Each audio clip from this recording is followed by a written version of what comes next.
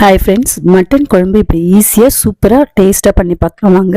அதுக்கு ஒரு பேனில் ஒரு குழிக்கரண்டி எண்ணெய் சேர்த்துக்கோங்க. பட்டை, கிராம்பு, சோம்பு சேர்த்து நல்லா பொரிஞ்சதும் 2 பெரிய வெங்காயம் பொடியாக கட் பண்ணி அதையும் சேர்த்துக்கோங்க. உப்பு, மஞ்சத்தூள், கருவேப்பிலை சேர்த்து நல்லா வதக்கி விட்டுக்கோங்க. 2 தக்காளி பொடியாக கட் பண்ணி அதையும் சேர்த்துருங்க. அதுக்கப்புறம் இஞ்சி பூண்டு பேஸ்ட் 2 சேர்த்துருங்க. சேர்த்து நல்லா வதக்கி விட்டுக்கோங்க. நல்லா வதங்கின பிறகு மட்டனை வாஷ் பண்ணி வச்சுருக்கேன், அதையும் சேர்த்துருங்க. சேர்த்துட்டு 4 ஸ்பூன் மிளகாய்த்தூள் சேர்த்துருங்க. குழம்பு மிளகாய்த்தூள் தான் சேர்த்துருக்கேன்.